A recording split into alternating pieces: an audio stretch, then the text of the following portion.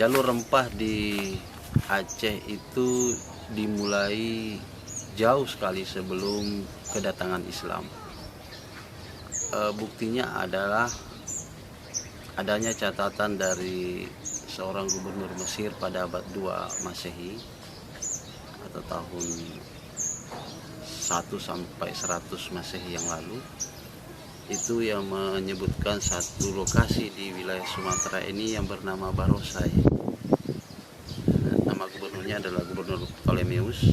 Beliau adalah gubernur dari Yunani yang kebetulan di masa itu menguasai Mesir. Dalam sebuah peta yang dia buat oleh Ptolemeus ini, yang dikenal dengan sebutan peta Ptolemeus, disebutkan satu tempat bernama Barosai. Para ahli itu menyebutnya sebagai Barus yang ada di wilayah pantai barat Pulau Sumatera. Barus saat ini adalah sebuah kecamatan yang berada di Kabupaten Tapanuli Tengah, Provinsi Sumatera Utara. Nah, kaitannya dengan Aceh adalah jalur untuk menuju ke Barus itu akan selalu melewati ujung Pulau Sumatera, ujung utara, yaitu wilayah Aceh itu sendiri, terutama bagian Sabang dan Banda Aceh. Nah, lokasi ini, Banda Aceh ini atau Sabang, adalah pintu masuk rute yang dilalui orang-orang dari atas angin, yaitu negeri-negeri seperti India, Afrika, kemudian negeri-negeri Timur Tengah. Itu kalau mau berdagang ke wilayah negeri bawah angin, ke Nusantara, dan mereka melakukan bisnis ke Cina, pasti akan melewati pintu yang dimaksud ini adalah ujung utara Sumatera, di mana negeri-negeri yang ada di Aceh dulu pernah hidup dan berkembang. Nah, melalui rute inilah orang-orang dari wilayah Timur Tengah, India, Afrika itu melalui jalur ini menuju ke Cina ataupun negeri-negeri yang ada di Nusantara. Dari situlah rempah mengalir. Jadi rempah-rempah ini mengalir keluar atau ke seluruh dunia, mengalir dari pintu-pintu yang ada di Aceh. Pada masa abad ke-7 sampai abad ke-9, 10, negeri-negeri yang ada di Aceh itu yang terkait dengan jalur rempah ada seperti Pansur, kemudian ada negeri yang disebut Rami, ada Ramni, dan Ilamuri Desam. Jadi negeri-negeri ini umumnya dipersonifikasikan sebagai negeri-negeri yang beragama Buddha, ya. Karena masa itu abad ke-7 sampai abad ke-10, penguasaan dari kerajaan Sriwijaya yang ada di Palembang itu sangat kuat di Selat Malaka. Jadi catatan-catatan asing menyebutkan bahwa di Lamuri Desam, kemudian negeri-negeri yang ada di ujung Sumatera ini berada dalam kendali kerajaan Sriwijaya. Nah, sementara Islam di masa itu juga ada umat-umat Muslim yang melakukan perdagangan rempah maupun perdagangan berbahan lain, itu juga hadir, tetapi belum sampai pada membentuk satu pemerintahan atau membentuk satu kerajaan di masa itu, karena masih dominasi kerajaan Sriwijaya yang menguasai Selat Malaka. Nah, ketika kerajaan Selat Malaka ketika kerajaan Sriwijaya sangat kuat, maka aturan-aturan yang dipakai oleh Sriwijaya adalah mengharuskan semua kapal yang melalui Selat Malaka, baik itu dari Cina menuju ke India atau ke Timur Tengah melalui jalur Selat Malaka, itu harus membayar pajak terlebih dahulu, sehingga sangat ketat. Begitu juga dari pedagang-pedagang dari India, Timur Tengah, wilayah-wilayah atas angin itu, ketika mau menuju Cina melalui Selat Malaka, mereka harus terlebih dahulu singgah dan membayar pajak yang tinggi. Tetapi ketika kekuasaan Sriwijaya ini melemah, maka umat Islam yang sudah sejak awal dari abad ke-7 melakukan perdagangan di wilayah Sumatera itu mulai melihat ada celah untuk memasukkan atau menghimpun kekuatan di pantai timur. Jadi awalnya mereka memang ada di pantai barat, karena pantai barat itu sekitar Barus sangat sulit dijangkau oleh Sriwijaya. Tetapi ketika Sriwijaya melemah di abad ke-12 abad ke-13, umat Islam sudah mampu menjangkau wilayah-wilayah pantai timur. Nah, akibatnya kemudian umat Islam berhasil membentuk satu komunitas pertama mereka yang kuat, membentuk satu kota perdagangan bernama Perlak, kerajaan Perlak yang ada di Aceh Timur saat ini. Nah, di Banda Aceh sendiri, ketika kekuasaan Sriwijaya melemah, tidak serta merta kekuatan Hindu itu melemah, karena ada satu prasasti yang ditemukan di Nesu, itu disebut dengan prasasti Nesu, yang dibaca oleh para ahli epigrafi, diperkirakan abad ke-13 atau abad-abad tahun-tahun 1100 sampai 1200. Itu menunjukkan bahwa masih ada komunitas-komunitas pedagang yang berasosiasi dengan India di sana, di Banda Aceh ini, yang menguasai jalur perdagangan atau yang terlibat dalam perdagangan, termasuk rempah di dalamnya. Kemudian perdagangan itu juga menghasilkan lokasi yang disebut permukiman. Nah, permukiman kuno yang ada di sekitar Banda Aceh ini, yang juga terbentuk di Samudera Pasai, di bekas Samudera Pasai, di wilayah-wilayah sebelum Samudera Pasai hadir, kemudian di Perlak, bersamaan juga yang ada di Banda Aceh ini, menghimpun berbagai macam hasil rempah yang ada di Sumatera, kemudian melakukan kontak dagang dengan bangsa-bangsa asing.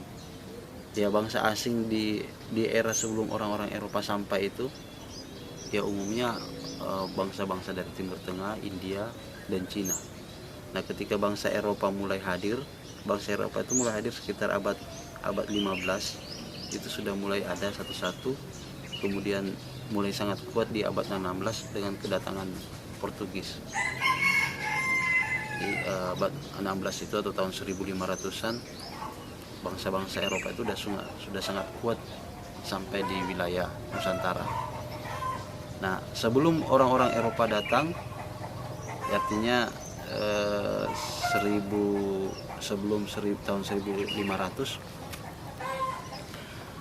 perdagangan rempah ini dijalani antara negeri-negeri yang ada di Timur Tengah, kemudian India, Cina, dan kita, Nusantara, termasuk negeri-negeri yang ada di Aceh. Nilai perdagangan saat itu sangat tinggi, terutama bahan-bahan rempah seperti lada, kemudian kayu manis, kemudian kapur barus, kemudian bahan-bahan tambang seperti emas, batu-batu emas, serbuk-serbuk emas, menjadi barang perdagangan yang sangat digemari dan menguntungkan. Ketika orang-orang Portugis sampai, orang-orang Eropa sampai di Nusantara, mereka ingin mengambil alih rute perdagangan yang semula itu menghubungkan antara Cina, India, Nusantara, dan Arab. Nah, kehadiran Portugis ini memicu peperangan yang panjang antara bangsa-bangsa Nusantara, termasuk Aceh. Kemudian eh, tidak hanya Portugis, bangsa-bangsa lain dari Eropa juga datang seperti Belanda, kemudian yang lainnya untuk menguasai. Bentar ya. Halo, Bang. Salam, ya.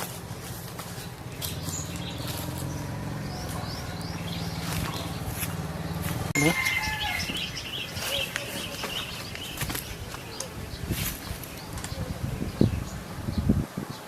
Oke, Jana, tangan aman. Jadi saat sebelum kedatangan orang-orang Eropa itu sampai di wilayah Aceh, perdagangan itu terlebih dahulu dikendalikan oleh orang-orang atau bangsa-bangsa dari Timur Tengah, India, dan ada juga Cinanya. Nah, ketika orang-orang Eropa itu hampir tiba di Aceh, kerajaan-kerajaan di Aceh itu sendiri sedang mengalami perubahan posisi, perdagangan juga mengalami banyak gejolak, terutama lahirnya sebuah negeri baru yang disebut Aceh itu sendiri. Aceh yang di apa namanya, yang sultan pertamanya itu bernama Ali Mughayat Shah. Nah, ketika Sultan Ali Mughayat Shah membentuk pemerintahannya, perdagangan yang ada di wilayah Aceh itu seperti Pidi, Pedir, kemudian Samudra Pasai itu sangat menonjol dan memberi keuntungan yang luar biasa. Nah, kehadiran Portugis ini ingin merampas perdagangan atau nilai perdagangan. Nah, akibatnya tiada pilihan lain, beberapa kerajaan tersebut terpaksa melakukan kerjasama, tetapi oleh Ali Mughayat Shah yang mendirikan kerajaan Aceh memutuskan untuk mengembalikan kedaulatan negeri-negeri Islam seperti Pidi, kemudian Samudra Pasai dan Dayak, dengan cara mengusir Portugis, sehingga aliansi yang dibangun oleh Portugis itu hancur dan mereka pun keluar dari Aceh. Kemudian Ali Mughayat Shah berhasil menyatukan Samudra Pasai, Pidi, kemudian kerajaan Dayak dan wilayah-wilayah sekitarnya itu berada dalam naungan kerajaan Bandar Aceh Darussalam. Nah, pada sisi ini perdagangan rempah mulai dikontrol dan dibuat dengan secara lebih rapi oleh Ali Mughayat Shah,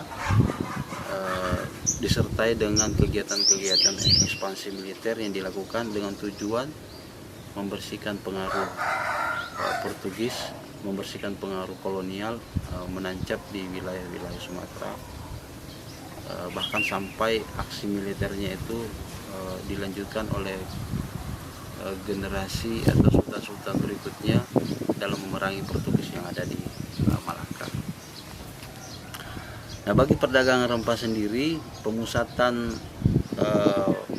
hasil-hasil rempah di bawah kendali kerajaan Aceh itu menjadi lebih terorganisir dan keuntungannya lebih besar untuk kerajaan, sehingga memberi kemakmuran, memberi potensi tumbuhnya ekonomi yang lebih bagus, perluasan ibu kota pemerintahan, dan juga tumbuhnya industri-industri lain seperti industri pelayaran yang makin bagus, sehingga ini menimbulkan atau melahirkan kemakmuran pada era kerajaan Bandar Aceh Darussalam, dan puncaknya sampai di masa Sultan Iskandar Muda. Nah, hal yang harus dipahami bahwa Sultan Ali Mughayat Shah itu mendirikan pusat pemerintahannya di Gampong Pande ini didasari karena sudah ada permukiman tua sebelumnya, ada perkampungan tua. Di apa indikator adanya permukiman tua sebelum masa Ali Mughayat Shah adalah keberadaan nisan-nisan tipe lamuri ya, yang ada di belakang saya itu ada nisan-nisan tipe lamuri yang bentuknya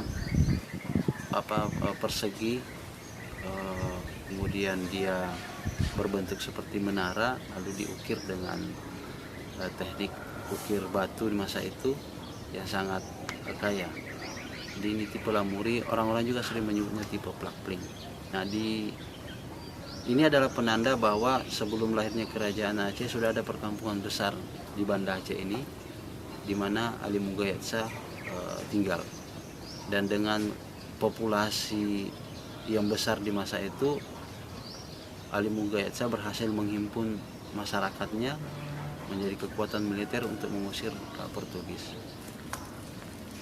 Itu sebabnya mengapa Banda Aceh bisa membentuk kerajaan, karena sudah ada permukiman besar yang kuat di masa-masa Sultan Ali Mughayatsa.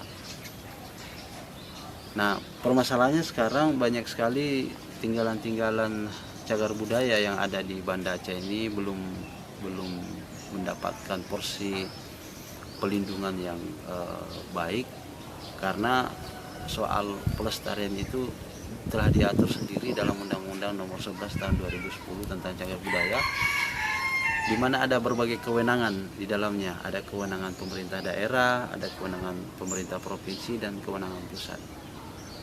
Kalau kewenangan pusat ini di Banda Aceh ini hanya sifatnya terbatas, objek yang dipeliharanya pun tidak begitu banyak.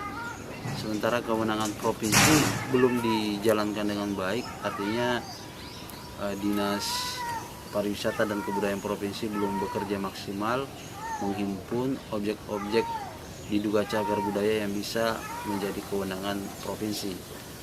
Nah, sementara di kewenangan Kota Banda Aceh sendiri sedang berjalan, meskipun masih perlu dipercepat lagi upaya pelestarian dari pihak Kota Banda Aceh, karena semua jejak-jejak jalur rempah yang ada di Banda Aceh itu sebenarnya mengalami keterancaman akibat oleh alam, akibat oleh manusia, maupun akibat rapuhnya benda-benda tersebut. Setiap saat bisa saja dia hilang, apakah itu alih fungsi lahan, misalnya dijadikan rumah, dijadikan permukiman, dijadikan tambak, dan kepentingan lain. Jadi ini menjadi persoalan bagaimana cara menyelamatkan jejak jalur rempah yang ada di Kota Banda Aceh. Ya. Ini Pak, titik transaksi perdagangan di jalur rempah di sekitaran Pande ini di mana Pak posisinya Pak? Nah, kalau mengenai perdagangan itu sebenarnya di Kampung Pande ini adalah permukiman yang di atas daratan. Sementara untuk melakukan perdagangan itu mereka melalui ada terusan di sini. Terusan itu kayak alur sungai yang menghubungkan Kurung Aceh dengan Ulele. Ulele itu ada jadi semacam terusan, arosan namanya, arus air yang terhubung dengan Kurung Aceh. Nah, di situ perahu-perahu berdagang itu masuk, dan mereka berdagang di sekitar sini, di Kampung Pande, di daratan ini. Di daratan ini tidak terendam air, tetapi menjadi tempat permukiman. Jadi barang-barang dagang yang dari daerah itu masuk melalui sungai maupun dari laut, bawa ke sini, kemudian pedagang-pedagang luar datang ke sini ke wilayah Kampung Pande, mereka berdagang dengan melakukan transaksi apa saja yang mereka perlukan ada di Kampung Pande. Di Kampung Pande ini dia adalah daratan. Kemudian perahu-perahu yang membawa rempah-rempah itu masuk melalui arosan, bisa dari wilayah barat, bisa dari wilayah timur. Para pedagang lokal membawa dan mengumpulkannya di sini. Kemudian datang pedagang asing, pedagang luar juga masuk di wilayah sana, dari arosan masuk dan tinggal sini berdagang. Ada juga yang menggunakan di masa-masa lebih awal, mereka menggunakan di masa-masa yang belakangan ketika kerajaan Aceh ini sudah semakin bagus, pasarnya itu kan ada di jembatan dekat Masjid Raya. Dulu di situ, di dekat jembatan Masjid Raya itu yang arah sana, dekat yang taman militer itu yang berhubungan dengan ini Simpang 5 dengan jembatan itu. Di bawah jembatan itu dulu ada semacam pulau. Di situ ada Pulau Gajah, di sampingnya itu di dekat jembatan Muara Gunung Daroy itu ada dulu namanya Pekan. Tapi itu ketika kerajaan Aceh sudah sangat besar, sudah sangat stabil. Jadi pedagang-pedagang asing itu tidak lagi di sini masuk di Kampung Pandai itu, tapi dia terus masuk dari Muara Gunung Aceh sampai ke Pekan naik perahu. Begitu juga petani-petani lokal mengumpulkan barangnya di sana dan mereka berdagang di sana. Sayang sekali objek itu sudah beralih fungsi, tidak lagi menjadi Pekan, tapi kalau saya tidak salah sudah jadi markas militer di situ. Nah, tapi yang ada di Kampung Pandai ini kita bercerita tentang era abad sebelum abad 16. Sebelum abad 16 disinilah perkampungannya, disinilah pasarnya, disinilah perdagangan yang terjadi melalui arosan yang ada di sekitar sini. Arosan itu alur yang terhubung antara Laut Ulele kemudian dengan Kurung Aceh. Di situ perahu-perahu masuk dan hilir. Nah, banyak sekali tinggalan di sini. Ada struktur, ada makam, ada sebaran keramik, tembikar, ada fragmen logam, baik juga pernah juga ditemukan ada mata uang. Banyak sekali yang ditemukan di sini. Nah, itu yang bisa menjelaskan mengapa areal Kampung Pandai ini sangat penting untuk diselamatkan. Ya, Pak. Selanjutnya Pak mungkin bisa cerita Pak alat angkut massa itu, terus pengangkutannya dari mana hingga sampai ke titik Kampung Pandai. Nah, terus alat timbangnya bagaimana Pak? Sistem jual beli, terus alat pembayarannya. Kalau mengikuti temuan-temuan lepas itu dulu di masa-masa itu juga ada dacing namanya. Jadi ada benda logam dari besi kemudian ditaruh timbang, kemudian ada bendanya itu untuk emas ya. Ada dacing. Untuk nimbang-nimbang benda-benda berat juga ada dacing. Ada seperti ini besinya, kemudian di bawah ada pengaitnya. Di bawah sini ada untuk penyimbangnya berapa kilo. Dulu ada dacing namanya, ada di situ bisa dilihat di koleksi Museum Aceh, saya tidak salah ada. Kemudian menggunakan apa? Karena ini menggunakan rute air baik sungai maupun laut, itu mereka menggunakan perahu dengan ukuran yang sesuai lah. Misalnya kalau rempahnya itu berasal dari Gunung Selawang, mereka menggunakan Kurung Aceh, hulu Kurung Aceh itu dihanyutkan ke bawah menggunakan perahu ataupun rakit. Tapi kalau sumber rempahnya itu berasal dari pantai barat atau wilayah-wilayah Pidi, Perla atau Samudera Pasai, itu tentu menggunakan perahu. Nah, jenis-jenis perahu ini juga ada beberapa jenis. Salah satunya penggunaan jung itu semacam perahu mirip dengan perahu nelayan yang berukuran besar. Saat ini jung itu diisi dengan barang-barang rempah-rempah, kemudian mereka berlayar menggunakan layar sebagai tenaga pendorongnya. Jadi mereka datang masuk ke dalam arosan, apakah melalui Kurung Aceh ataupun mulai dari pintu Ulele di situ, mereka masuk ke dalam sini, kemudian menggunakan perahu kecil untuk membongkar muatannya dari perahu besar dan menaruhnya di daratan di perkampungannya. Lalu di daratan inilah terjadi transaksi. Begitu juga ketika transaksinya selesai, barang-barang yang ada di daratan di areal Kampung Pandai ini diangkut melalui perahu kecil dibawa ke perahu besar, karena perahu besar tidak bisa merapat masuk ke dalam. Tonase besar itu tidak bisa. Misalnya tonase di atas 100 ton tidak bisa merapat karena dangkal, airnya dangkal. Jadi tergantung dengan air pasang. Nah, tapi kalau perahu-perahu kecil, maksudnya perahu dengan tonase tidak lebih dari 1 ton, itu bisa angkut kemudian membawa ke sana. Di perahu besar yang dilabuhkan di depan muara, tidak jauh dari muara. Seperti itu. Ya Pak, terkait tadi Bapak menyampaikan terkait keramik Pak. Nah keramik itu apakah sebagai alat barter dengan rempah atau keramik itu diproduksi orang Pandai sendiri Pak? Keramik itu, Kampung Pandai tidak menghasilkan produksi barang-barang porselin termasuk keramik itu, karena tidak ada bahan baku di sini. Jadi rata-rata keramik yang ada itu ada keramik-keramik, ada dua jenis, keramik dari Asia Tenggara atau keramik dari Cina. Nah, tapi belakangan juga ada keramik-keramik dari Timur Tengah. Nah, Kampung Pandai tidak menghasilkan keramik karena bahannya tidak ada, tanahnya tidak ada, dan itu butuh tanah yang disebut kaolin itu diolah menjadi bahan keramik. Artinya keramik ini juga adalah bahan perdagangan dari bangsa lain, apakah dari Thailand, apakah dari Cina. Mereka datang membawa itu, kemudian menjualnya. Setelah laku, mereka menggunakan uang penjualan keramik itu untuk membeli rempah, lalu dibawa lagi. Jadi siklusnya seperti itu. Baik orang Cina datang ke sini, Cina juga datang bawa keramik, kemudian bawa bahan-bahan lain termasuk sutra dibawa ke sini. Kemudian barang-barang besi juga dia bawa ke sini. Dari India juga datang membawa kain cambai, namanya kain cambai. Nah, kemudian membawa pewarna, datang di kapal mereka itu membawa muatannya sangat banyak. Ketika sampai di Kampung Pandai ini, mereka angkat barangnya, taruh di daratan, lalu dijual. Tapi terlebih dahulu membayar pajak kepada kerajaan, ya kan. Terus setelah laku melalui proses perdagangan, dibeli oleh Syah Bandar atau dibeli orang-orang kaya di masa itu, lalu oleh orang-orang kaya atau Syah Bandar menjual ke masyarakat. Seperti itu. Jadi ada penerimanya, jadi tidak seperti sekarang semua orang bisa langsung belanja, tidak.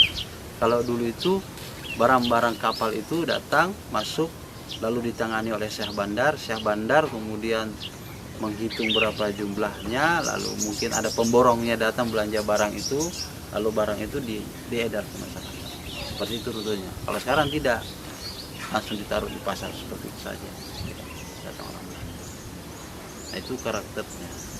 Nah, itu terjadi terus menerus, silih berganti, apalagi ketika bangsa Eropa datang, lebih ramai lagi perdagangan karena lebih tinggi lagi kebutuhan rempah-rempah masa itu. Nah, orang-orang Eropa pun datang tidak dengan kapal kosong, dia juga datang dengan muatan.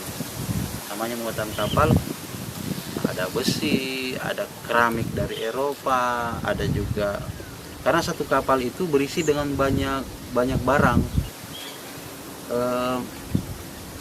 Kapal ini sendiri pun ada pengusahanya, pengusaha transport. Kalau sekarang pengusaha transportasi, dia ada truk ini dicharter untuk diisi barang, apa aja isinya, nanti diisi di kontainer ini di kapal barang itu masuk semua, mau sepeda motor, mobil.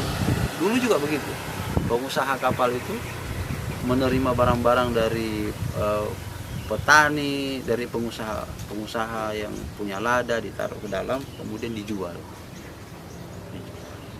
Seperti itulah proses perdagangannya.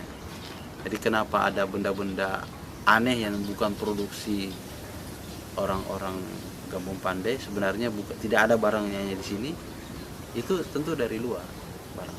Itu menunjukkan ada rute perdagangan antara wilayah ujung utara ini Sumatera atau kerajaan Aceh ini berhubungan dengan bangsa-bangsa di luar. Seperti itu. Ya, terkait alat pembayarannya tadi bagaimana Pak? Alat pembayarannya ada mata uang. Kalau mata uangnya itu dipakai mata uang Aceh, itu disetarakan dengan mata uang lain. Ada mata uang Spanyol, ada mata uang Portugis, ada mata uang yang berlaku di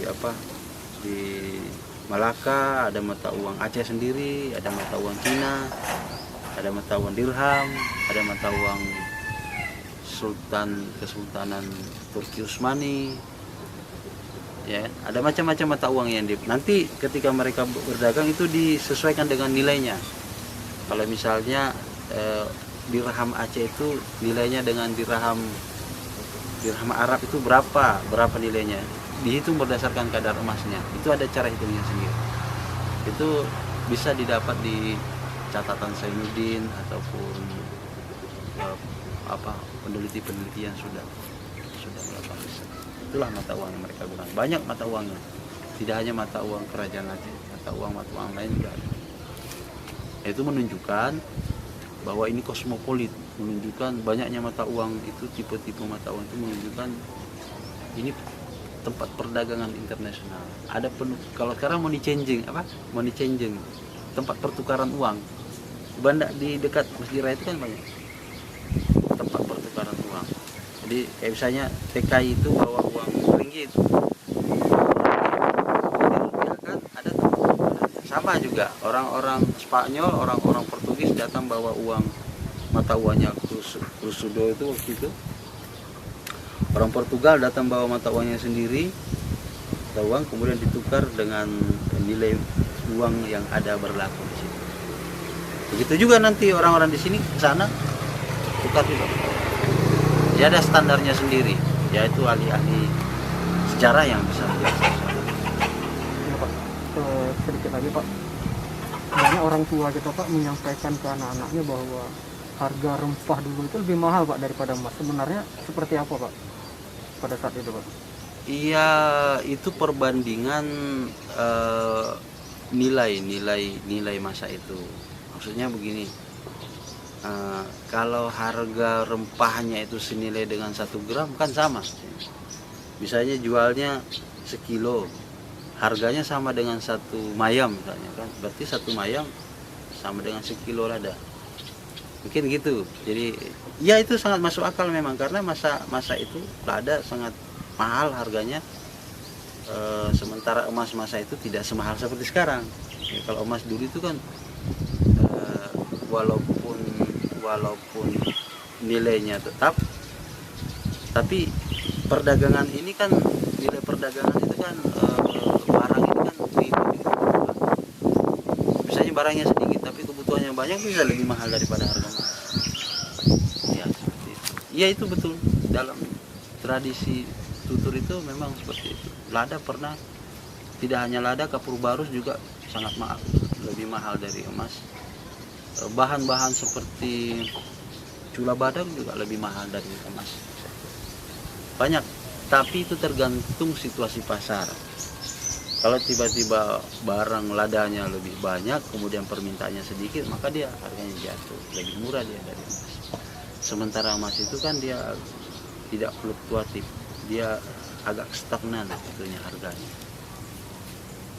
Nah, seperti itu yang dikatakan orang tua benar, itu benar. Saya percaya itu benar, karena memang pernah lada mengalami harga yang luar biasa tinggi, terutama ketika orang-orang Eropa sampai, harganya itu luar biasa. Coba nanti harus dihitung ada kok contoh-contoh harga berapa bahar gitu, ada hitungan-hitungan sendiri dan bisa dikonversi nilai di masa itu. Saya percaya, saya memang pernah, tapi tidak selamanya mengikuti kondisi pasar. Kalau kuliner masa lalu yang menggunakan rempah Bapak ya Pak? Nah, kalau kuliner itu tidak jauh beda dengan kuliner yang sekarang. Banyak penggunaan untuk masakan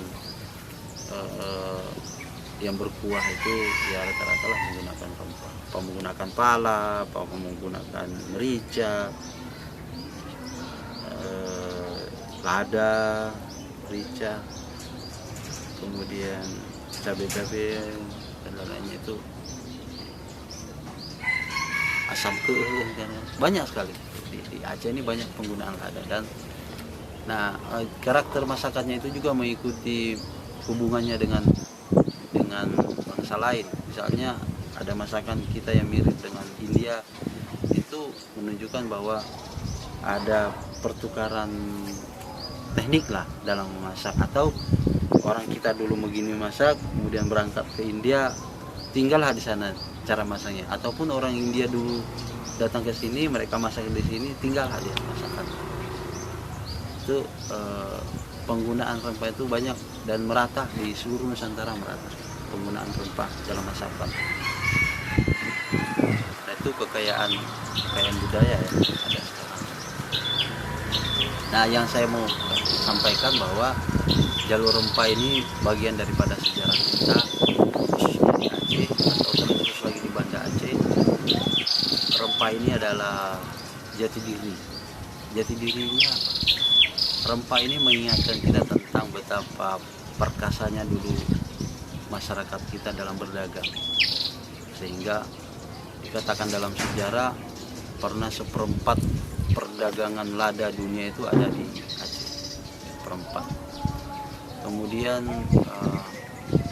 orang-orang berkunjung ke Aceh itu karena menganggap harga rempah di Aceh itu bagus, dalam pengertian ketika dia datang membelanja ke Aceh, kerajaan Aceh, lalu menjual kembali ke Eropa, lalu masih dapat untung, itu menunjukkan harga di tempat kita ini murah, ya kan? Sehingga mereka merasa ke Aceh itu akan dapatkan rempah yang kualitas bagus, tapi harganya masih terjangkau. Ketika mereka beli dan membawa ke daerahnya, mereka masih dapatkan untung. Nah, itu artinya Aceh itu dulu memang menjadi pusat perdagangan yang menguntungkan bagi bangsa-bangsa Cina, Eropa, Timur Tengah, India, sehingga mereka mau datang ke sini.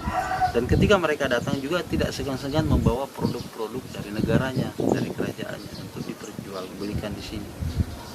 Nah, kemudian itu mempengaruhi selera masyarakat. Jadi dulunya hanya mengenal periuk dari tanah liat, tiba-tiba mengenal porselin, keramik yang mengkilap-mengkilap, itu menimbulkan kesenangan, meninggikan selera hidup, dan melahirkan banyak inspirasi pengetahuan. Dia artinya masyarakat dulu itu terbuka dan sangat terbuka dengan bangsa-bangsa lain, dan terbuka mendapatkan ide-ide, sehingga jalur rempah ini, itulah yang saya katakan tadi, jalur rempah ini adalah jati diri yang menunjukkan seperti apa orang-orang dulu. Nah, ketika kita lihat manusia sekarang, kita bisa bandingkan ketika orang-orang dulu saya terbuka dengan beragam kondisi, dengan beragam situasi. Lalu kita lihat sekarang masyarakatnya, apakah jejak-jejak masa lampau yang luar biasa itu masih tersimpan pada hari ini? Itu bisa diperiksa masing-masing bagi kita kan. Kalau sekarang banyak yang sudah tertutup, berarti tidak memahami dulu ada sejarah internasionalisasi dulu yang terjadi di kerajaan Aceh. Ini menjadi bahan yang sangat penting, bahwa bangsa Aceh itu bangsa yang belajar terus-menerus, orang-orangnya terbuka untuk kebaikan, ya, maksudnya terbuka untuk membuat hal-hal yang baru, inovatif, bisa menghasilkan perahu-perahu besar, bisa menghasilkan produksi pertanian yang luar biasa besar, sehingga mempengaruhi perdagangan dunia. Nah, itulah jati diri yang dulu.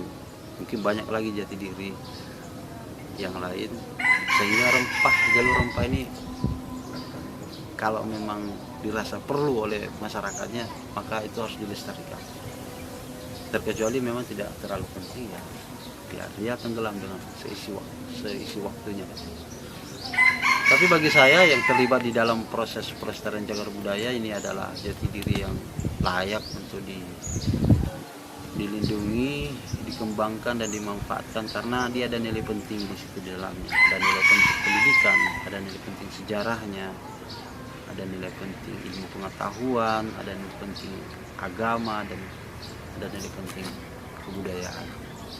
Kalau sejarah, nilai penting sejarahnya kita tahu betapa kerasnya bangsa ini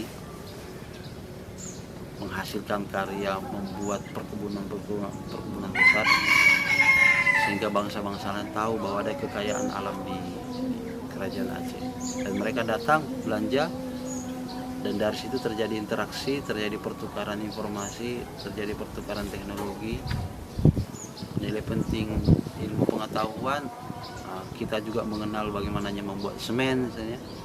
Makanya ada lahir Benteng Iskandar Muda, Benteng Indrapatra, Benteng Nombale. Itu karya-karya asing yang diambil ilmunya, lalu dibuat sendiri semennya, dibuatlah benteng.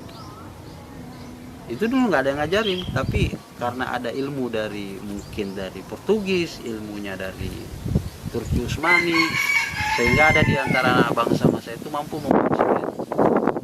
Kalau semen sekarang ada PT SAI, tapi itu mahal. Kalau dulu dibuat oleh kerajaan, dibuat karena ada bahan-bahannya. Sayangnya kita kehilangan rahasia ramuannya, sehingga kita tidak, setiap individu tidak bisa lagi membuat semen. Tapi bisa, kalau mau ada yang serius mencari rahasia membuat semen versi semen kerajaan. Jalur rempah di Aceh itu dimulai jauh sekali sebelum kedatangan Islam. Buktinya adalah adanya catatan dari seorang gubernur Mesir pada abad 2 Masehi atau tahun 1 sampai 100 Masehi yang lalu, itu yang menyebutkan satu lokasi di wilayah Sumatera ini yang bernama Barosai. Nama gubernurnya adalah Gubernur Ptolemeus. Beliau adalah gubernur dari Yunani yang kebetulan di masa itu menguasai Mesir. Dalam sebuah peta yang dia buat oleh Ptolemeus ini, yang dikenal dengan sebutan peta Ptolemeus, disebutkan satu tempat bernama Barosai. Para ahli itu menyebutnya sebagai Barus yang ada di wilayah pantai barat Pulau Sumatera. Barus saat ini adalah sebuah kecamatan yang berada di Kabupaten Tapanuli Tengah, Provinsi Sumatera Utara. Nah, kaitannya dengan Aceh adalah jalur untuk menuju ke Barus itu akan selalu melewati ujung Pulau Sumatera Utara, yaitu wilayah Aceh itu sendiri, terutama bagian Sabang dan Banda Aceh. Nah, lokasi ini, Banda Aceh ini atau Sabang, adalah pintu masuk rute yang dilalui orang-orang dari atas angin, yaitu negeri-negeri seperti India, Afrika, kemudian negeri-negeri Timur Tengah.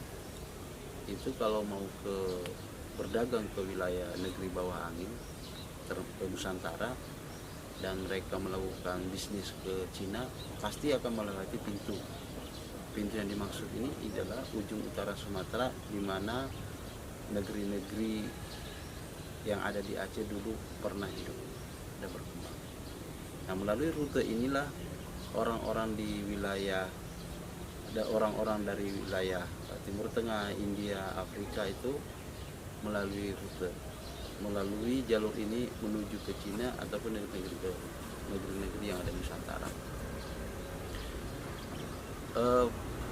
Dari situlah rempah mengalir. Jadi rempah-rempah ini mengalir keluar atau ke seluruh dunia, mengalir dari pintu-pintu yang ada di Aceh. Pada masa abad ke-7 sampai abad ke-9, 10, negeri-negeri yang ada di Aceh itu yang terkait dengan jalur rempah ada seperti Pansur, kemudian ada negeri yang disebut Rami, ada Ramni, dan Ilamuri Desam. Jadi negeri-negeri ini umumnya dipersonifikasikan sebagai negeri-negeri yang beragama Buddha, ya. Karena masa itu abad ke-7 sampai abad ke-10 penguasaan dari kerajaan Sriwijaya yang ada di Palembang itu sangat kuat di Selat Malaka. Jadi catatan-catatan asing menyebutkan bahwa Ilamuri Desam, kemudian negeri-negeri yang ada di ujung Sumatera ini berada dalam kendali kerajaan Sriwijaya.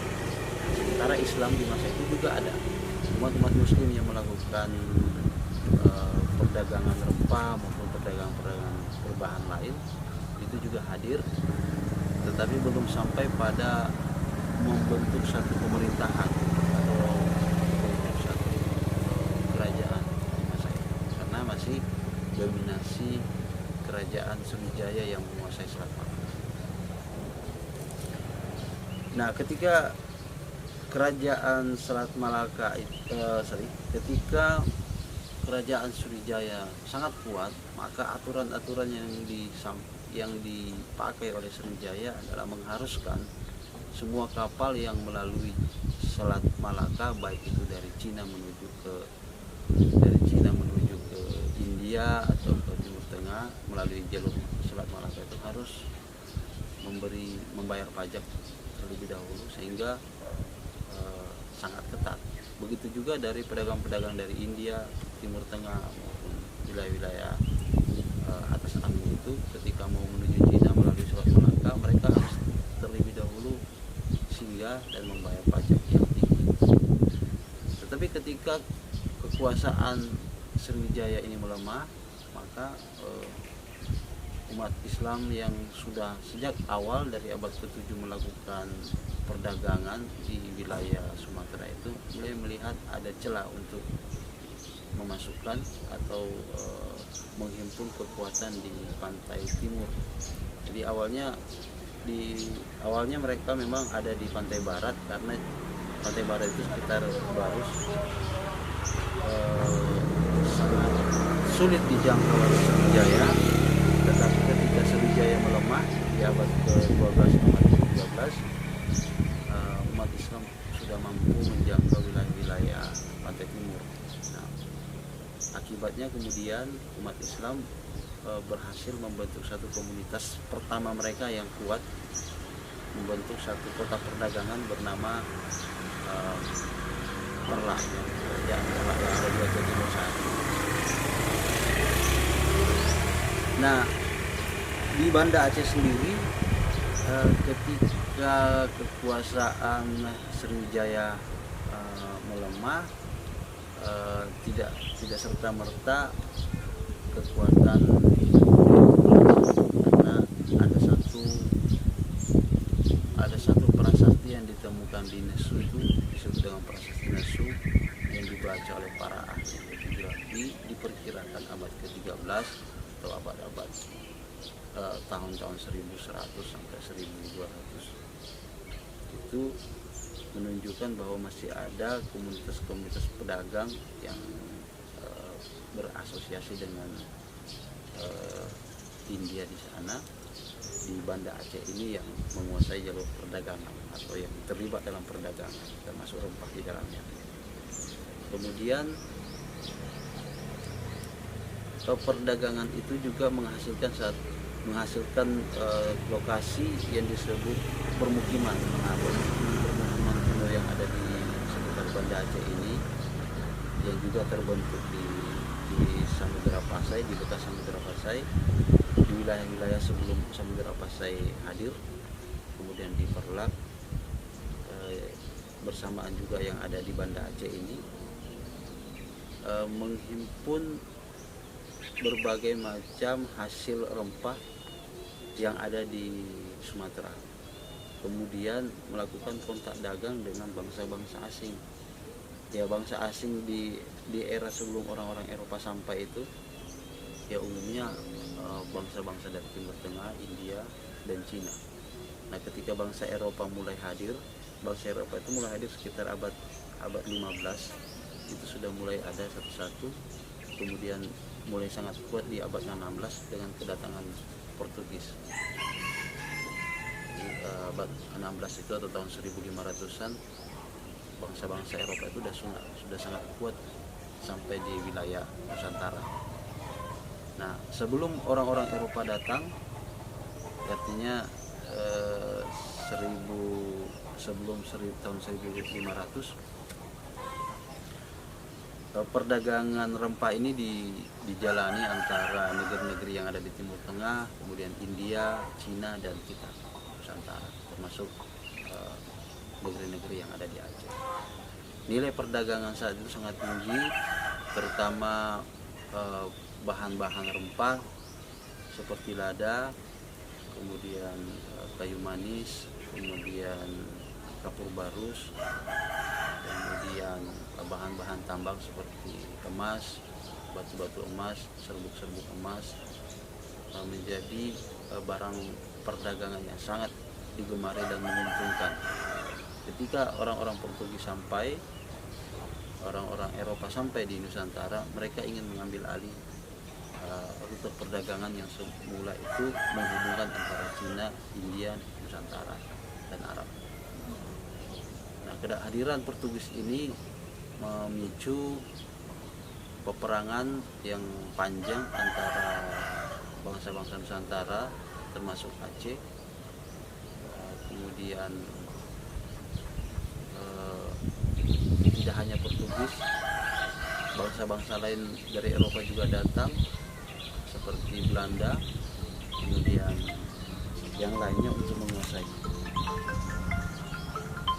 Bentar ya. Halo, Bang. Salam ya. Tangan Aman. Jadi saat sebelum kedatangan orang-orang Eropa itu sampai di wilayah Aceh, perdagangan itu terlebih dahulu dikendalikan oleh orang-orang atau bangsa-bangsa dari Timur Tengah, India, dan ada juga Cina. Nah, ketika orang-orang Eropa itu hampir tiba di Aceh, kerajaan-kerajaan di Aceh itu sedang mengalami perubahan posisi, perdagangan juga mengalami banyak gejolak, terutama lahirnya sebuah negeri baru yang disebut Aceh itu sendiri, yang di Sultan pertamanya itu bernama Ali Mughayat Shah. Nah, ketika Sultan Ali Mughayat Shah membentuk pemerintahannya, perdagangan-perdagangan yang ada di wilayah Aceh itu seperti Pedir, kemudian Samudra Pasai itu sangat menonjol dan memberi keuntungan yang luar biasa. Kehadiran Portugis ini ingin merampas perdagangan atau nilai perdagangan. Nah, akibatnya tiada pilihan lain, beberapa kerajaan tersebut terpaksa melakukan kerjasama, tapi oleh Ali Mughayat Shah yang mendirikan kerajaan Aceh memutuskan untuk mengembalikan kedaulatan negeri-negeri Islam seperti ini, yang Samudra Pasai dan Dayak, dengan cara mengusir Portugis, sehingga aliansi yang dibangun oleh Portugis itu hancur dan mereka pun keluar dari Aceh. Kemudian Ali Mughayat Shah berhasil menyatukan Samudra Pasai, Pidi, kemudian kerajaan Dayak dan wilayah-wilayah sekitarnya itu berada dalam naungan kerajaan Bandar Aceh Darussalam. Nah, pada sisi ini perdagangan rempah mulai dikontrol dan dibuat dengan cara lebih rapi oleh Ali Mughayat Shah, disertai dengan kegiatan-kegiatan ekspansi militer yang dilakukan dengan tujuan membersihkan pengaruh Portugis, membersihkan pengaruh kolonial menancap di wilayah-wilayah Sumatera. Bahkan sampai aksi militernya itu dilanjutkan oleh generasi atau sultan-sultan berikutnya dalam memerangi Portugis yang ada di Malaka. Nah, bagi perdagangan rempah sendiri, pemusatan hasil-hasil rempah di bawah kendali kerajaan Aceh itu menjadi lebih terorganisir dan keuntungannya lebih besar untuk kerajaan, sehingga memberi kemakmuran, memberi potensi tumbuhnya ekonomi yang lebih bagus, perluasan ibu kota pemerintahan, dan juga tumbuhnya industri-industri lain seperti industri pelayaran yang bagus, sehingga ini menimbulkan atau melahirkan kemakmuran pada era kerajaan Bandar Aceh Darussalam, dan puncaknya sampai di masa Sultan Iskandar Muda. Nah, hal yang harus dipahami bahwa Sultan Ali Mugaetsa itu mendirikan pusat pemerintahannya di Gampung Pande ini didasari karena sudah ada permukiman tua sebelumnya, ada perkampungan tua. Di apa indikator adanya permukiman tua sebelum masa Ali Mugaetsa adalah keberadaan nisan-nisan tipe lamuri yang ada di belakang saya ini, ada nisan-nisan tipe lamuri yang bentuknya persegi, kemudian dia berbentuk seperti menara, lalu diukir dengan teknik ukir batu masa itu yang sangat kaya. Ini tipe lamuri, orang-orang juga sering menyebutnya tipe plakpling. Nah, ini adalah penanda bahwa sebelum lahirnya kerajaan Aceh sudah ada perkampungan besar di Banda Aceh ini, di mana Ali Mugaetsa tinggal. Dan dengan populasi yang besar di masa itu, Ali Mugaetsa berhasil menghimpun masyarakatnya menjadi kekuatan militer untuk mengusir Portugis.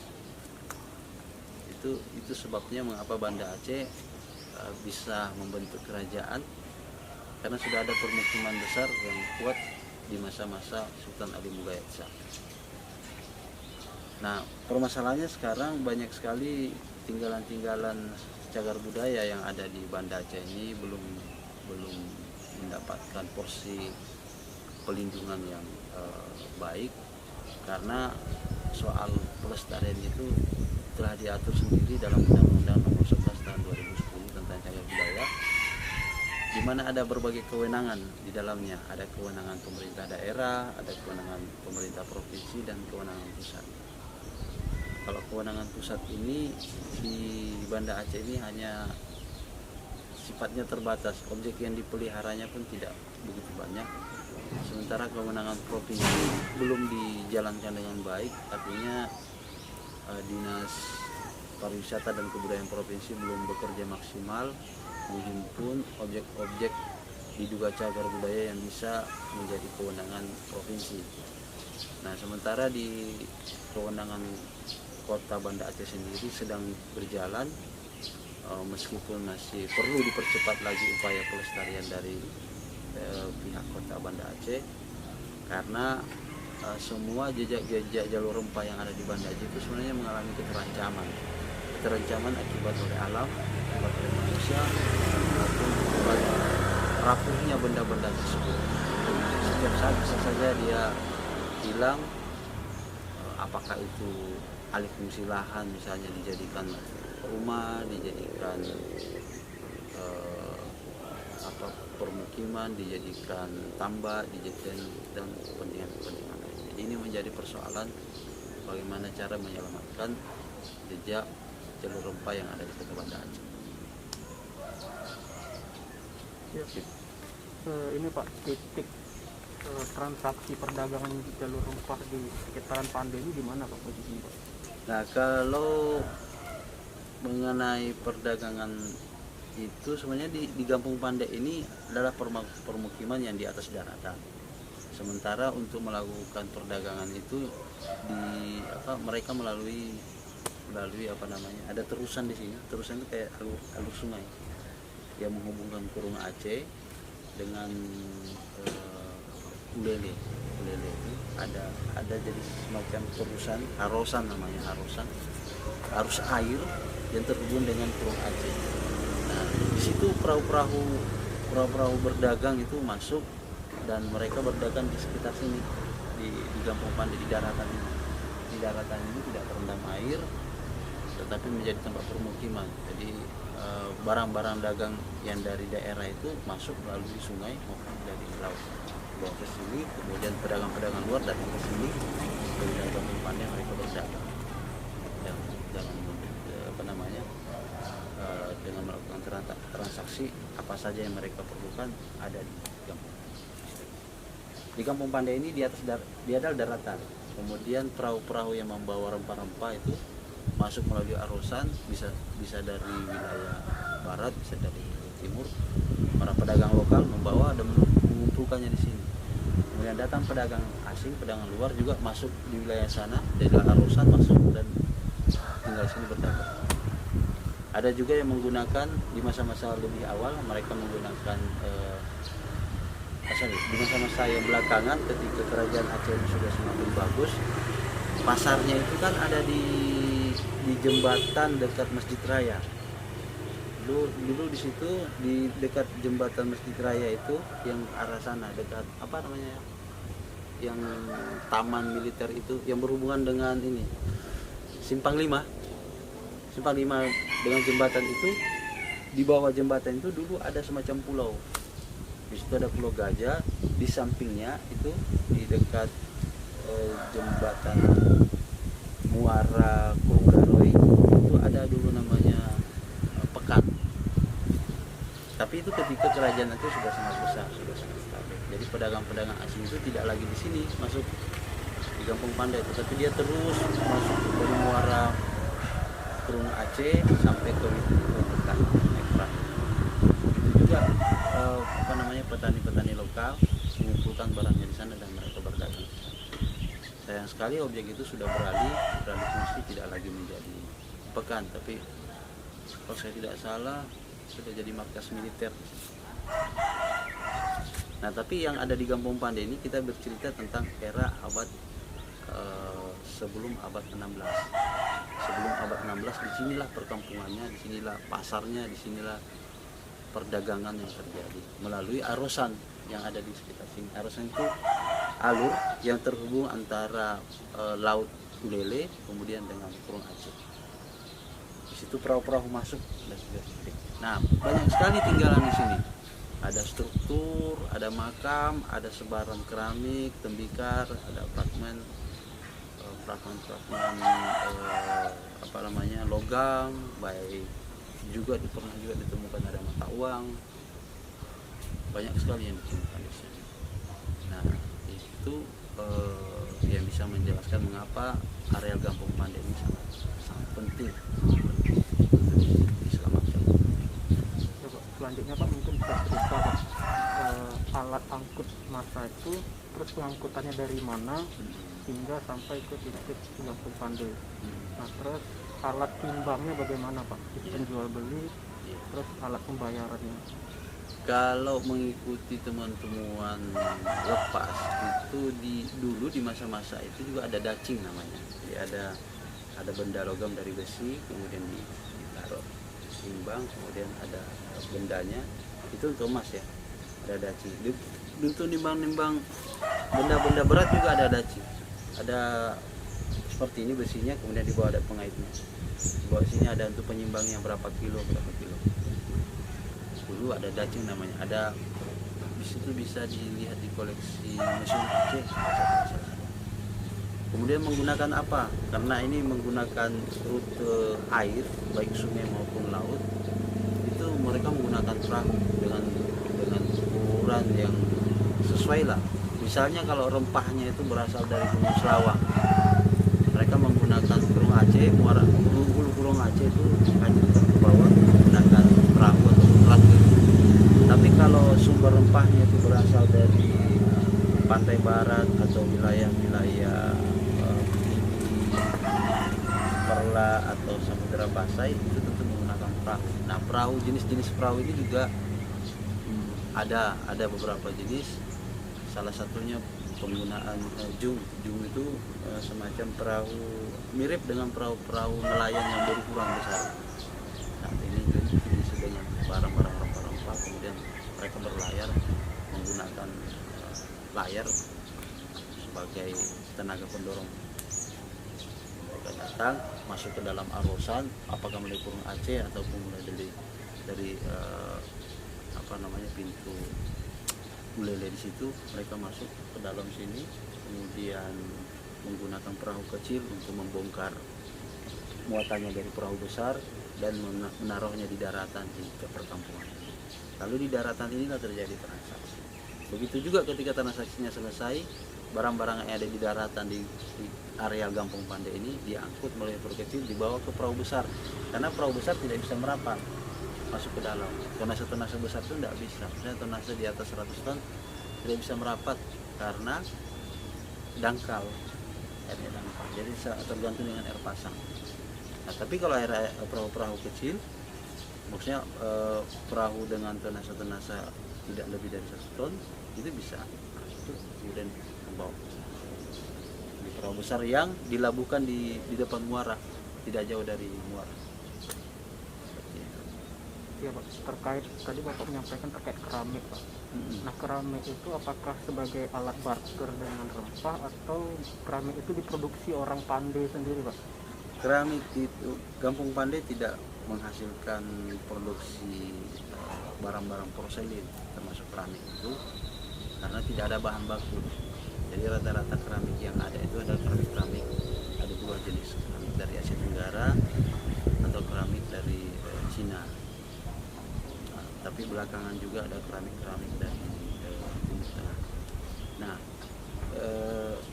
Kampung Pandai tidak menghasilkan keramik karena bahannya tidak ada, tanahnya tidak ada, dan itu butuh tanah yang disebut kaulin itu diolah menjadi bahan keramik.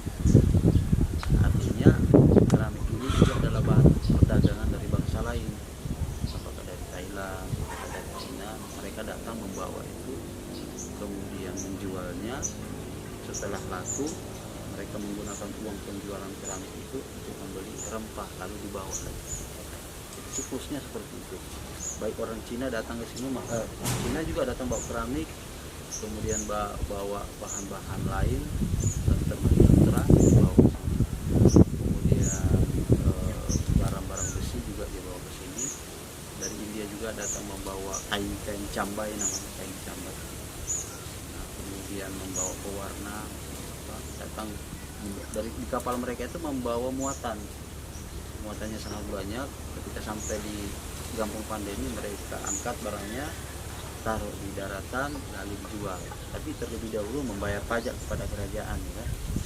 Terus setelah laku melalui proses perdagangan dibeli oleh Syah Bandar atau dibeli orang-orang kaya di masa itu, lalu oleh orang-orang kaya atau Syah Bandar menjual ke masyarakat. Seperti itu. Jadi ada penerimanya, jadi tidak seperti sekarang semua orang bisa langsung belanja, tidak. Kalau dulu itu barang-barang kapal itu datang masuk lalu ditangani oleh Syah Bandar kemudian menghitung berapa jumlahnya, lalu mungkin ada pemborongnya datang belanja barang itu, lalu barang itu diedar. Seperti itu rutenya. Kalau sekarang tidak, langsung ditaruh di pasar seperti itu saja. Nah, itu karakter.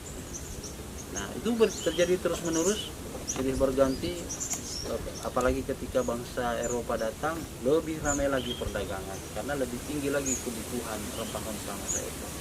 Nah, orang-orang Eropa pun datang tidak dengan kapal kosong, dia juga datang dengan muatan, namanya muatan kapal.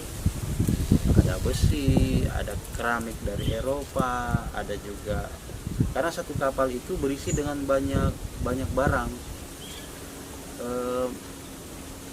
Kapal ini sendiri pun ada pengusahanya, pengusaha transport. Kalau sekarang pengusaha transportasi, dia ada truk ini dicharter untuk diisi barang, apa aja isinya, nanti diisi di kontainer ini di kapal barang itu masuk semua, mau sepeda motor, mobil.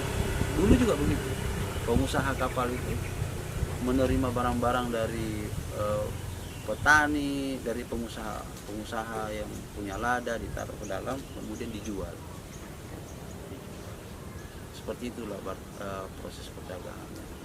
Jadi kenapa ada benda-benda aneh yang bukan produksi orang-orang Kampung Pandai, sebenarnya tidak ada barangnya di sini, itu tentu dari luar.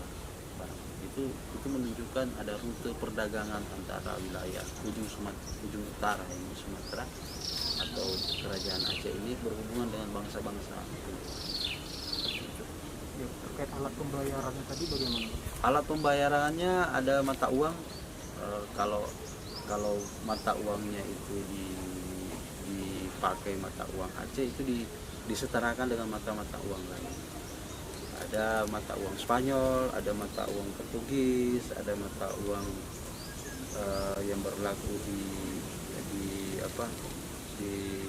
Malaka, ada mata uang Aceh sendiri, ada mata uang Cina, ada mata uang dirham, ada mata uang Kesultanan Turki Utsmani, ya, ada macam-macam mata uang yang nanti ketika mereka berdagang itu disesuaikan dengan nilainya.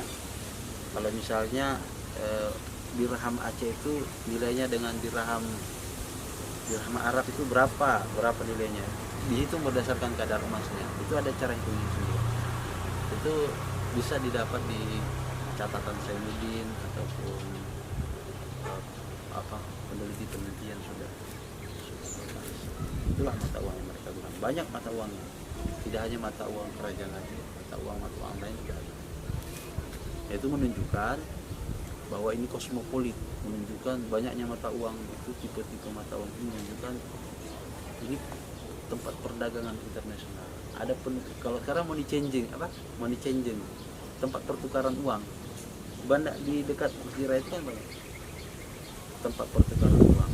Jadi kayak misalnya TKI itu bawa uang ringgit, dia bawa ringgit, ya kan ada sama juga orang-orang Spanyol, orang-orang Portugis datang bawa uang mata uangnya Kusugo itu waktu itu. Orang Portugal datang bawa mata uangnya sendiri, uang kemudian ditukar dengan nilai uang yang ada berlaku. Begitu juga nanti orang-orang di sini ke sana tukar. Ya ada standarnya sendiri, yaitu alih-alih sejarah yang bisa sedikit lagi Pak, karena orang tua kita Pak menyampaikan ke anak-anaknya bahwa harga rempah dulu itu lebih mahal Pak daripada emas. Sebenarnya seperti apa Pak pada saat itu Pak? Iya, itu perbandingan nilai masa itu. Maksudnya begini, kalau harga rempahnya itu senilai dengan 1 gram kan sama. Misalnya jualnya sekilo, harganya sama dengan 1 mayam, kan? Berarti 1 mayam sama dengan sekilo lada. Mungkin gitu. Jadi ya itu sangat masuk akal memang, karena masa itu lada sangat mahal harganya. Sementara emas masa itu tidak semahal seperti sekarang. Kalau emas dulu itu kan walaupun nilainya tetap, tapi perdagangan ini kan barang ini kan misalnya barangnya sedikit tapi kebutuhannya banyak, bisa lebih mahal daripada harga emas. Ya itu betul, dalam tradisi tutur itu memang seperti itu. Lada pernah, tidak hanya lada, kapur barus juga sangat mahal, lebih mahal dari emas. Bahan-bahan seperti cula badak juga lebih mahal dari emas. Banyak, tapi itu tergantung situasi pasar. Kalau tiba-tiba barang ladanya lebih banyak, kemudian permintaannya sedikit, maka dia akan lebih murah dia. Sementara emas itu kan dia tidak fluktuatif, dia agak stagnan sebetulnya harganya. Nah, seperti itu yang dikatakan orang tua benar, itu benar. Saya percaya itu benar, karena memang pernah lada mengalami harga yang luar biasa tinggi, terutama musuh ketika orang-orang Eropa sampai, harganya itu luar biasa. Coba nanti harus dihitung ada kok contoh-contoh harga berapa bahar gitu, ada hitungan-hitungan sendiri dan bisa dikonversi nilai di masa ini. Saya percaya, saya memang pernah, tapi tidak selamanya mengikuti kondisi pasar. Kalau kuliner masa lalu yang menggunakan rempah Bapak ya Pak? Nah, kalau kuliner itu tidak jauh beda dengan kuliner yang sekarang. Banyak penggunaan untuk masakan yang berkuah itu ya rata-rata lah menggunakan pala, menggunakan merica, lada, merica, kemudian cabai-cabai dan lain-lainnya itu, asam turun, dan banyak sekali. Di Aceh ini banyak penggunaan lada, dan karakter masakannya itu juga mengikuti hubungannya dengan bangsa lain. Misalnya ada masakan kita yang mirip dengan India, itu menunjukkan bahwa ada pertukaran teknik lah dalam memasak, atau orang kita dulu begini masak, kemudian berangkat ke India, tinggallah di sana cara masaknya, ataupun orang India dulu datang ke sini, mereka masak di sini, tinggallah di masakan. Itu penggunaan rempah itu banyak dan merata di seluruh Nusantara, merata penggunaan rempah dalam masakan. Itu kekayaan budaya. Nah, yang saya mau sampaikan bahwa jalur rempah ini bagian daripada sejarah kita, khususnya di Aceh, terus lagi di Banda Aceh. Rempah ini adalah jati diri. Jati dirinya rempah ini mengingatkan kita tentang betapa perkasanya dulunya masyarakat kita dalam berdagang, sehingga katakan dalam sejarah pernah 1/4 perdagangan lada dunia itu ada di rempah. Kemudian orang-orang berkunjung ke Aceh itu karena menganggap harga rempah di Aceh itu bagus, dalam pengertian ketika dia datang mau belanja ke Aceh, kerajaan Aceh, lalu menjual kembali ke Eropa, lalu masih dapat untung, itu menunjukkan harga di tempat kita ini murah, ya kan? Sehingga mereka merasa ke Aceh itu akan dapatkan rempah yang kualitas bagus tapi harganya masih terjangkau. Jika mereka beli dan membawa ke daerahnya, mereka masih dapatkan untung. Nah, itu artinya Aceh itu dulu memang menjadi pusat perdagangan yang menguntungkan bagi bangsa-bangsa Cina, Eropa, Timur Tengah, India, sehingga mereka mau datang ke sini. Dan ketika mereka datang juga tidak segan-segan membawa produk-produk dari negaranya, dari kerajaan untuk diperjualbelikan di sini. Nah, kemudian itu mempengaruhi selera masyarakat. Jadi dulunya hanya mengenal periuk dari tanah liat, tiba-tiba mengenal porselin, keramik yang mengkilap-mengkilap itu menimbulkan kesenangan, meninggikan selera hidup, dan melahirkan banyak inspirasi pengetahuan. Ya, artinya masyarakat dulu itu terbuka dan sangat terbuka dengan bangsa-bangsa lain dan terbuka mendapatkan ide-ide, sehingga jalur rempah ini, itulah yang saya katakan tadi, jalur rempah ini adalah jati diri yang menunjukkan seperti apa orang-orang dulu. Nah, ketika kita lihat manusia sekarang,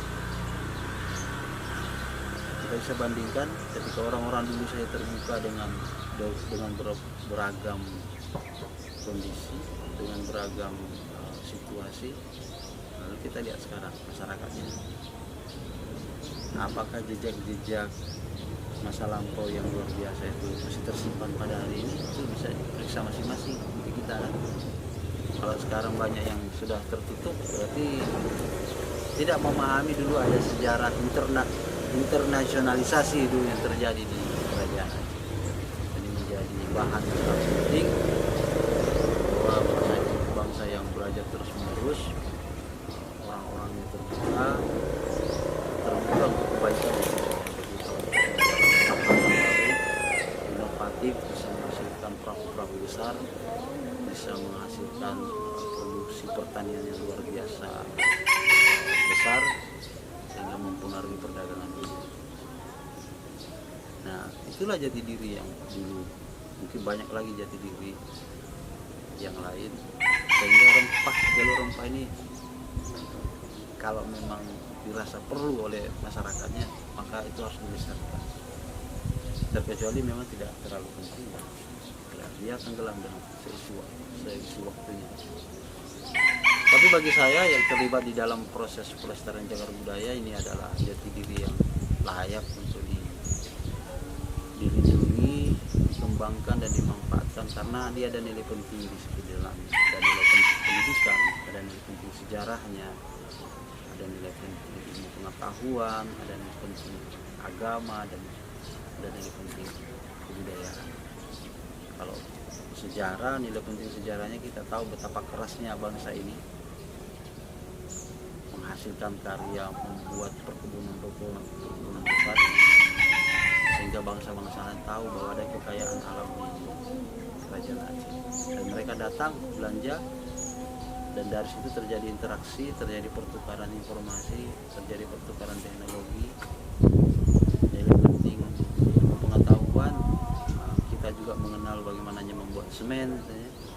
Makanya ada lahir Benteng Iskandar Muda, Benteng Indrapatra, Benteng Nombale, itu karya-karya asing yang diambil ilmunya lalu dibuat sendiri semennya, dibuatlah benteng. Itu dulu nggak ada yang ngajarin, tapi karena ada ilmu dari mungkin dari Portugis, ilmunya dari Turki Utsmani, sehingga ada di antara bangsa masa itu mampu membuat semen. Kalau semen sekarang ada PT SAI, tapi itu mahal. Kalau dulu dibuat oleh kerajaan, dibuat karena ada bahan-bahannya. Sayangnya kita kehilangan rahasia ramuannya, sehingga kita tidak, setiap individu tidak bisa lagi membuat semen. Tapi bisa, kalau mau ada yang serius mencari rahasia membuat semen versi semen kerajaan dulu, masih bisa dilakukan karena bendanya masih ada Benteng Indrapatra, hanya perlu melakukan riset penelitian mencari komposisi apa yang ada di dalam. Kalau nilai jadi kebiasaan berdagang, kebiasaan menghasilkan produk baik rempah maupun produk-produk lain itu masih bisa dilakukan menjadi budaya penuh. Oke. apapun olahraga Iya. terakhir Pak ini Pak, karena dulu rempah ini mahal Pak, itu kesejahteraan itu meningkat Pak. Iya. Apakah ada pemerintah saat itu memberi pajak ke masyarakat atau bagaimana Pak? Atau masih ada peninggalan bukti bayar pajaknya Pak? Kalau pajak itu dulu biasanya pajak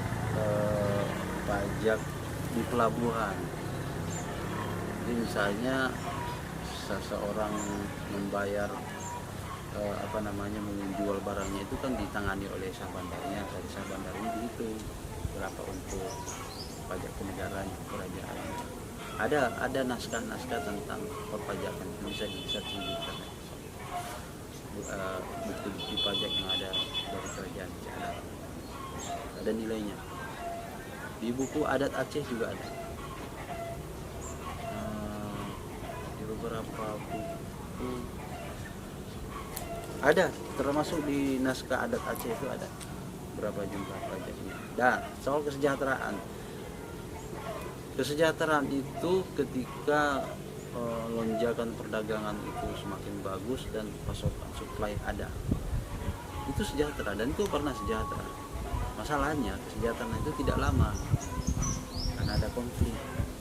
Jadi saat-saat lagi banyak duit tiba-tiba konflik, perang, kekuasaan, jadi hasil yang didapatkan selama ini kan habis kembali. Perahu-perahu untuk berdagang dibakar, ditembakin, kemudian rumah-rumah yang dulu udah bagus dengan banyak peralatan-peralatan yang bagus hancur karena perang. Sejahtera iya, tapi hancur kembali karena perang. Nah, itu adalah pelajaran penting buat kita sekarang, bagaimana tidak akan ada kemajuan kalau perang. Tidak akan ada. Makanya lebih bagus diinformasi, semua kepentingan, semua keinginan disampaikan secara politik, itu bisa. Tanpa harus melalui perang. Ketika terjadi perang, apa yang sudah dibangun hancur. Tapi kalau mengenai sejahtera, pernah sangat sejahtera, pernah sangat luar biasa sejahtera. Luar biasa sejahtera terbukti dengan kemampuan masyarakat Aceh ini membeli barang-barang mewah di masa itu. Sekarang ya tinggal pecah-pecah. Kalau dihitung dengan uang sekarang, marak barang-barang itu. Bahkan kalau sekarang ada satu cangkir bekas minum arak yang buatan Cina itu 500 miliar harganya, sebiji saja. Sebiji. Ada yang 100 miliar, itu dengan uang sekarang. Ada yang puluhan juta. Dulu banyak, karena perang banyak pecah. Seandainya artinya apa? Dulu memang pernah sejahtera, tapi karena perang yang terus menerus menyebabkan kesejahteraan itu tidak terlihat, tidak berkelanjutan karena perang menyebabkan kehancuran. Kesejahteraan itu pernah ada, tetapi dia tidak berkelanjutan sampai